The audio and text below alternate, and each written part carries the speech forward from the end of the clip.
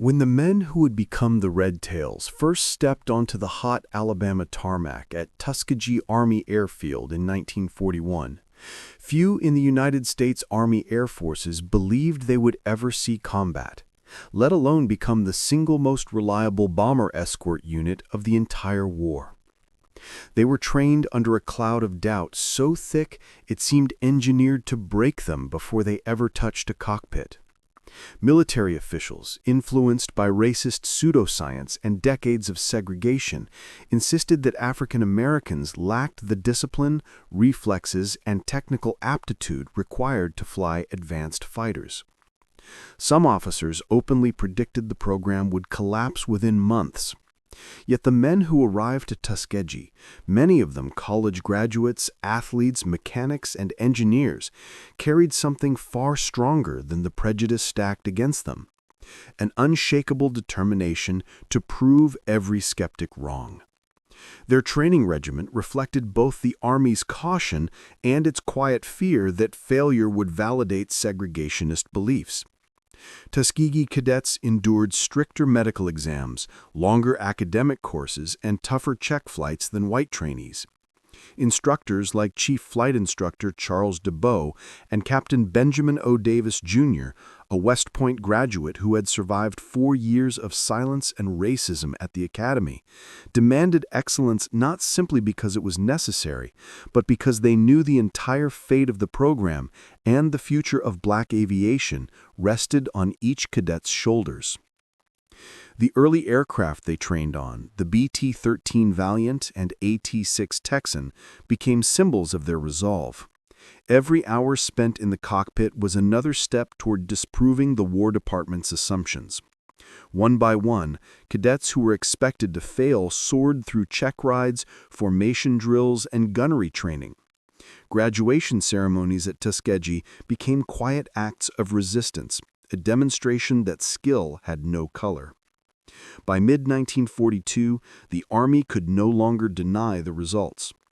The 99th Fighter Squadron was activated and deployed first, initially flying P-40 Warhawks in North Africa. Their early missions were not glamorous: ground attack sorties, patrol flights, and secondary roles that kept them away from the large-scale air battles raging over Italy and the Mediterranean. Critics back home seized on every minor error, weaponizing it as proof that the experiment should be shut down. But the pilots who would later form the core of the 332nd Fighter Group, men like Lee Archer, Roscoe Brown, Charles A. Train Anderson, and Clarence Lucky Lester, ignored the noise. They flew their assignments with methodical precision, surviving encounters that would have broken less disciplined squadrons. Everything changed in October 1943 when the Army reorganized African American aviation units into the newly formed 332nd Fighter Group, stationed at Ramitelli Airfield in Italy. Now operating under the 15th Air Force, they prepared for a mission unlike anything they had handled before: escorting bombers deep into the heart of Germany. But before they could earn that mission, they had to prove themselves all over again. Their early aircraft, the BT-13 Valiant and AT-6 Texan, were rugged but lacked the high-altitude performance needed to defend B-17s and B-24s from Luftwaffe interceptors. Yet the men of the 332nd treated every sortie as if the world were watching. They built a reputation for discipline, cohesion, and reliability, traits the bomber crews desperately needed after suffering catastrophic losses in 1943.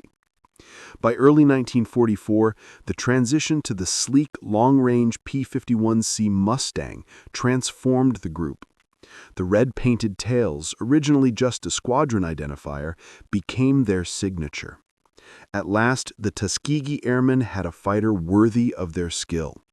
But they also inherited the war's most demanding air combat job: protect bombers on 500 to 1,000-mile missions deep into Germany, where Bf-109s, FW-190s, and eventually Me-262 jets prowled for vulnerable heavy bombers. Other escort groups had developed the reputation, fair or not, of leaving their bombers to chase German fighters for personal glory and kill credits. The 15th Air Force leadership made it clear. The 332nd would be judged not on kills, but on how many bombers returned home. With that mandate, the Red Tails embraced a doctrine that would shock the Luftwaffe and earn them the eternal respect of bomber crews. Never leave the bombers. No matter how tempting the chase, no matter how many kills they could tally, their duty was to stay with the formation at all times.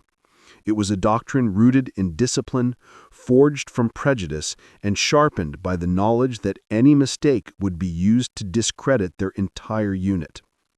While still on the ground at Ramitelli, bomber crews from the 5th, 47th, and 49th Bomb Wings whispered skepticism. Could these new pilots, black pilots, untested in the deepest reaches of Germany's defenses, really protect them from the elite fighters of Jagdgeschwader 27 or JG-53? But when the 332nd launched their first long-range escort missions in early 1944, the skeptics fell silent. The Red Tails flew in tight, unwavering screens around the bombers, turning every attack run from the Luftwaffe into a deadly risk.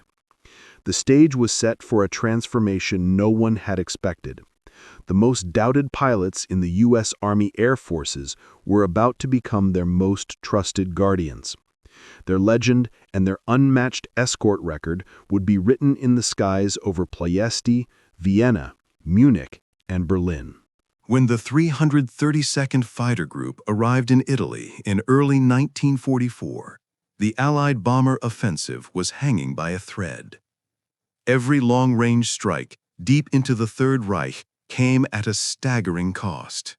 Over the previous year, Luftwaffe interceptors had torn into bomber formations with brutal efficiency, using coordinated head-on attacks, heavy cannon fire, and swarm tactics that overwhelmed American escorts. Many fighter groups, eager to score kills and gain personal glory, routinely chased enemy fighters far from the formations they were meant to protect. Each time they did, the bombers paid the price. B-17s and B-24s returned to base riddled with holes, if they returned at all.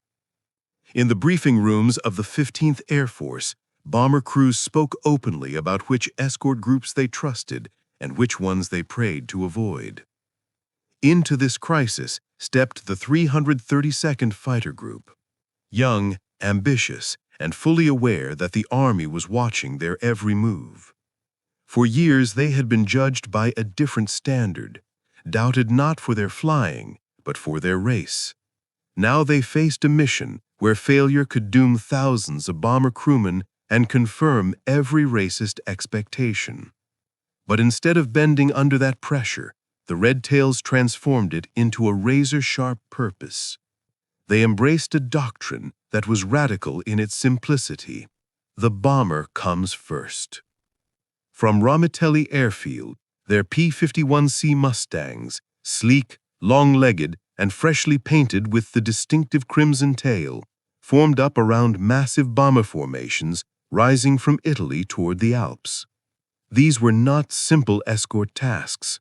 Missions often required 6 to 8 hours of flight, weaving through flak corridors, climbing above 25,000 feet, and facing waves of Bf-109 G6s, FW-190A8s, and even twin-engine Zerstruer heavy fighters designed specifically to destroy bombers.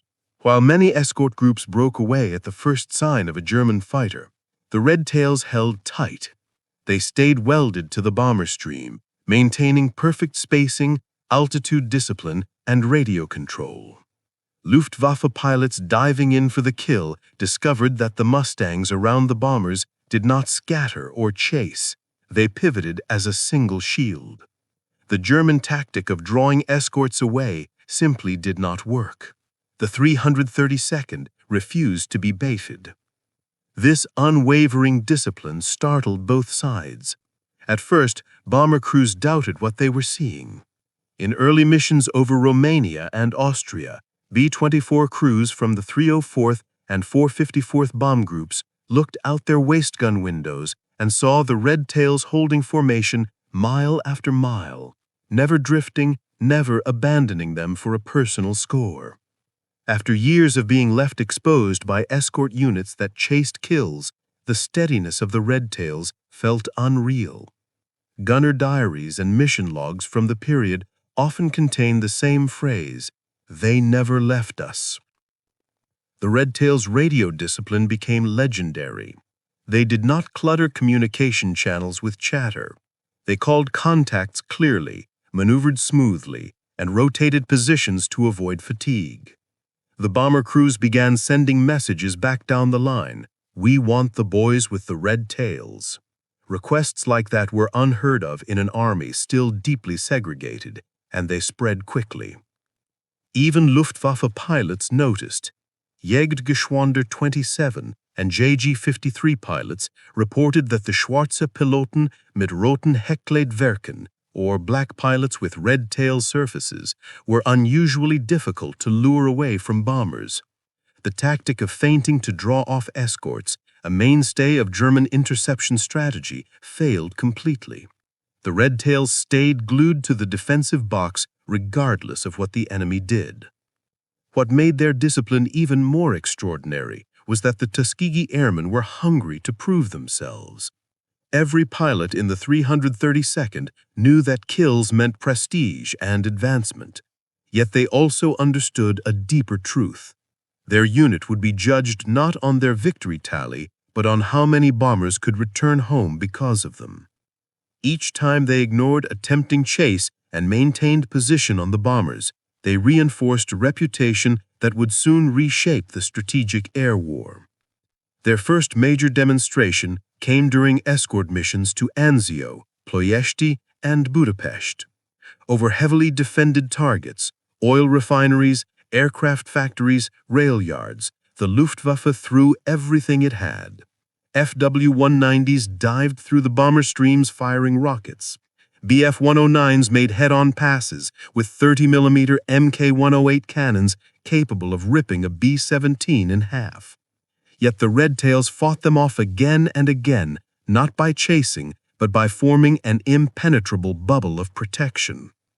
On these missions, their philosophy paid immediate dividends.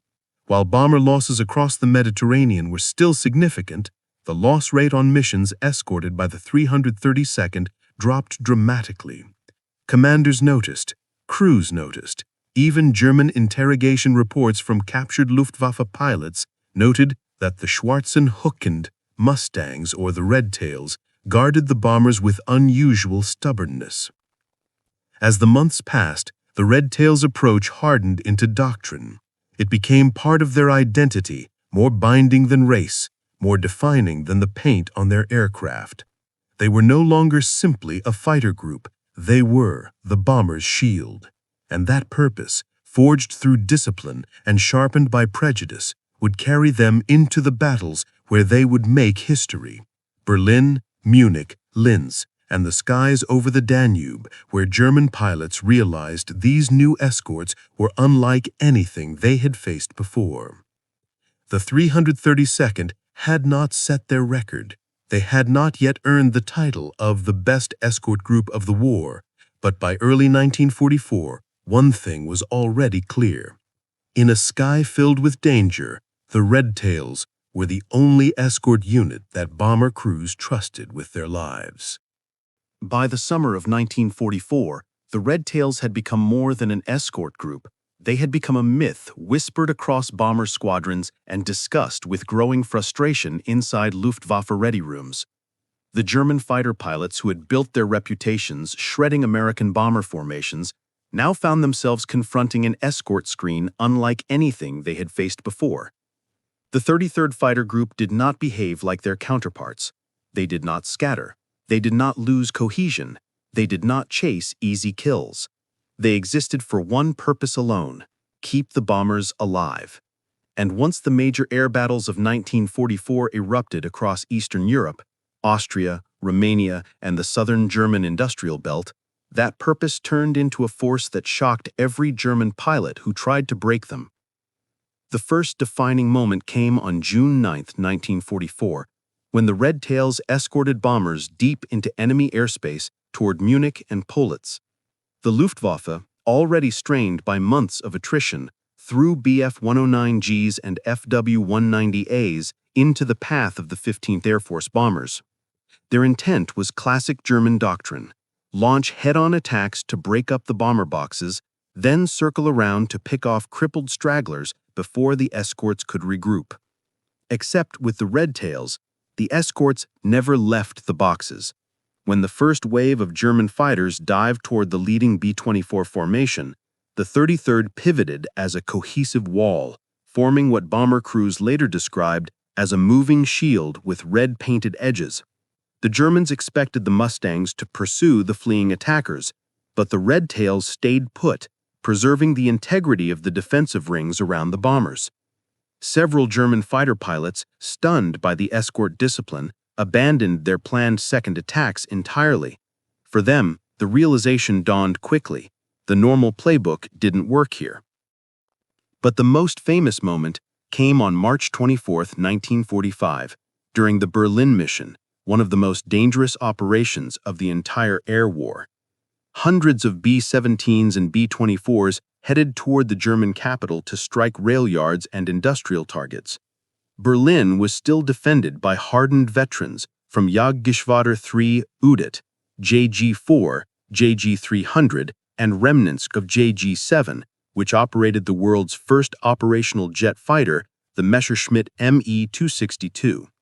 Escorting bombers all the way to Berlin and back required discipline, range, and nerves of steel, qualities the 33rd had built their reputation on. What happened next became legend. As German jets soared in for slashing attacks on the bomber streams, the Red Tails positioned themselves to intercept. Captain Roscoe Brown, flying a P-51D, spotted a formation of Me-262s preparing to strike and dove on them with impossible precision. In a move that defied conventional wisdom, propeller-driven fighters weren't supposed to catch jets.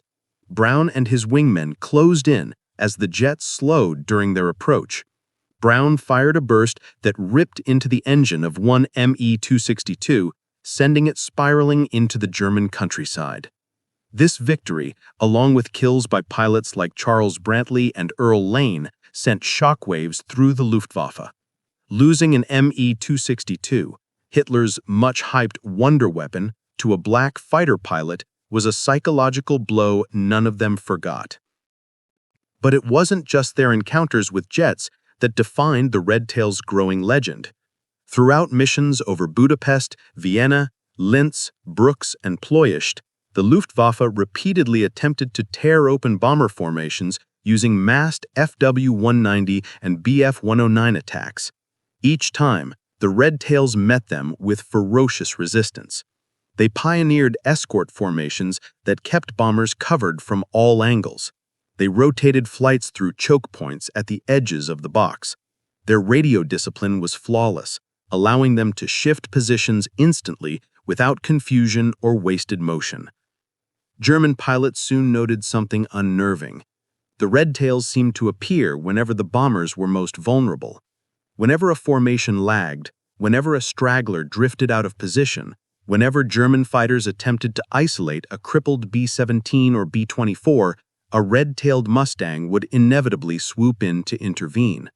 Bomber crews later reported moments when they believed they were doomed, only to see a red flash streak past their cockpit window, followed by the explosion of a pursuing Bf-109. One bomber tailgunner wrote in his diary, "They were like guardian angels. They stayed with us even when everyone else broke off." That line echoed through dozens of mission reports.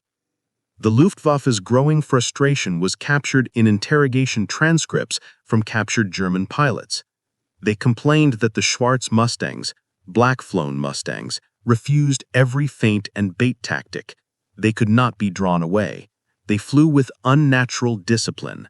They were a barrier of red tails we could not penetrate. By late 1944, whenever bomber crews were briefed for a deep strike, they asked the same question: "Are the Red Tails with us?" When the answer was yes, a wave of relief passed through the room. Meanwhile, Luftwaffe morale sank. JG-27, JG-53, and JG-301 pilots reported that escort groups normally broke apart under pressure, but not the Red Tails.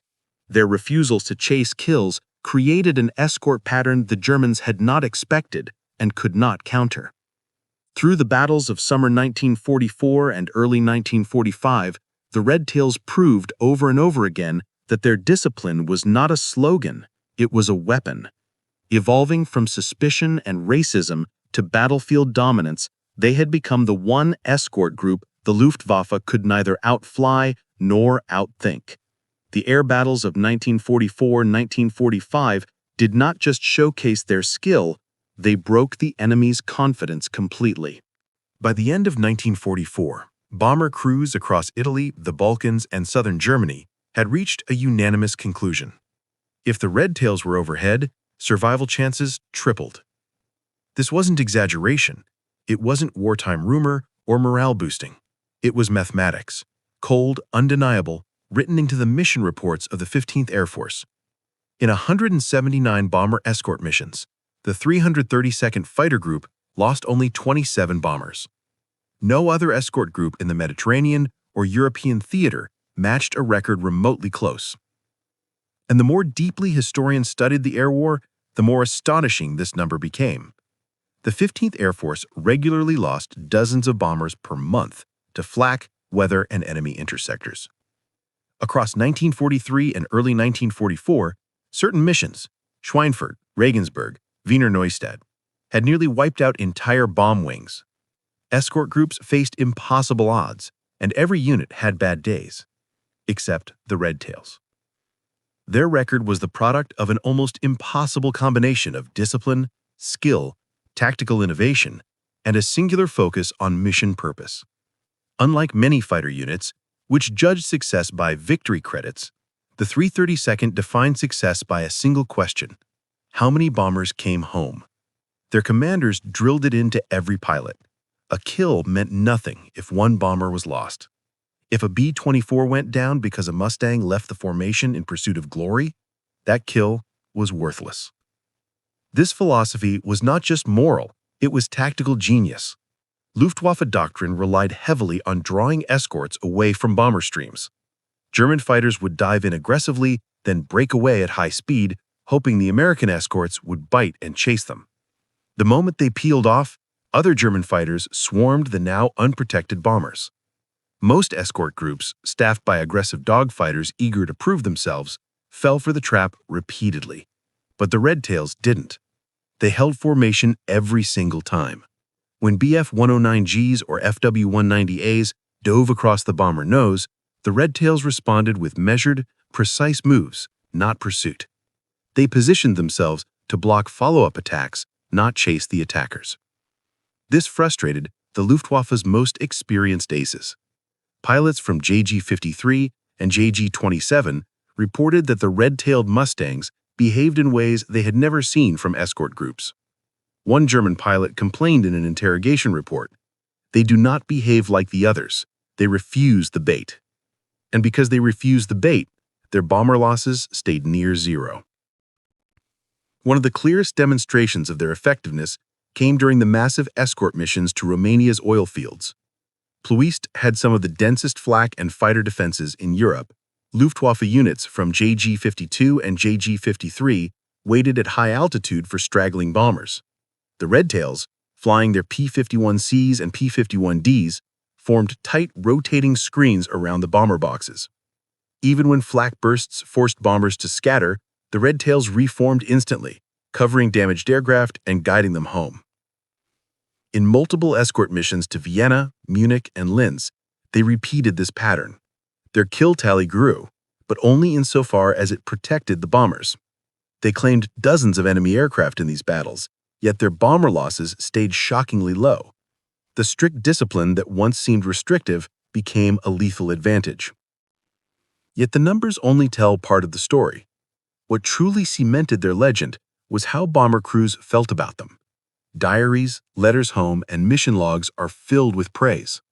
"Those red-tailed fighters never left us. I'd fly anywhere with them. Best damned escort in the Army Air Forces." Many bomber crews believed the Red Tails had supernatural timing. Every time a B-17 or B-24 was damaged and began to lag behind the formation, a prime target for Luftwaffe hunters, a red-tailed Mustang appeared beside it. These weren't coincidence or luck. The 332nd prioritized falling behind and crippled bombers, knowing that's where the Luftwaffe struck hardest.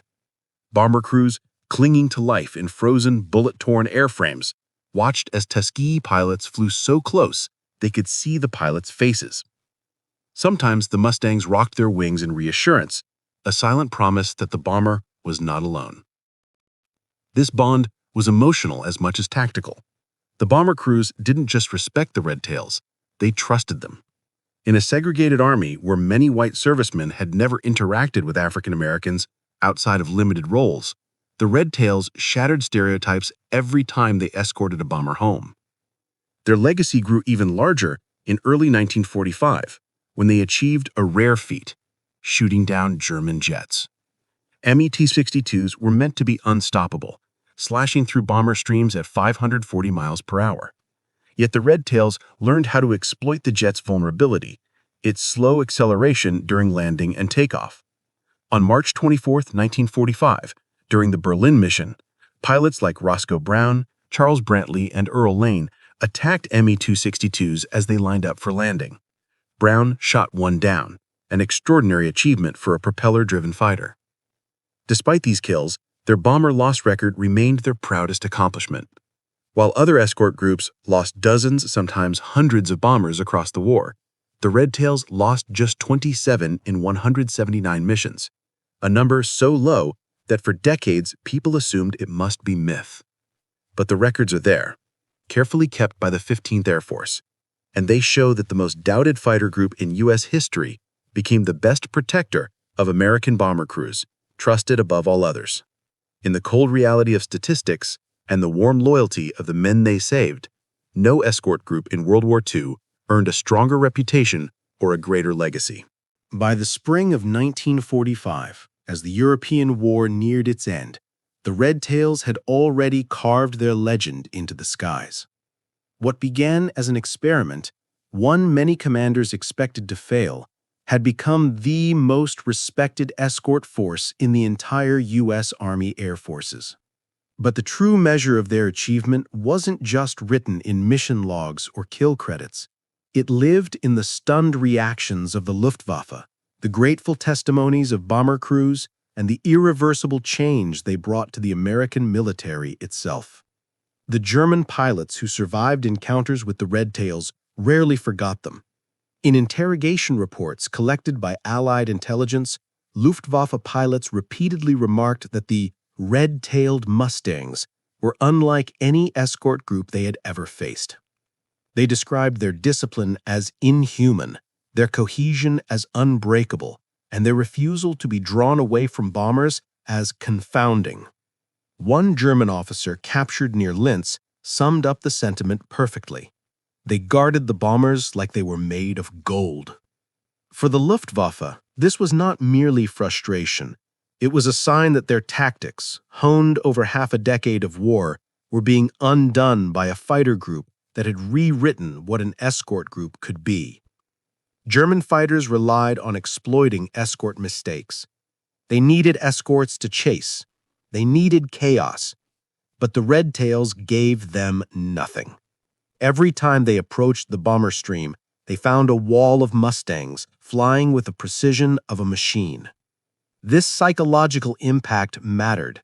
By late 1944, Germany had lost many of its experienced pilots, and the new ones entering combat had little time to train.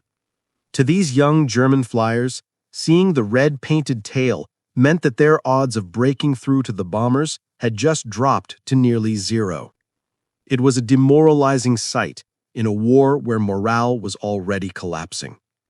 But while the Luftwaffe wrestled with the Red Tails' unexpected mastery, the bomber crews experienced the same phenomenon from the opposite perspective.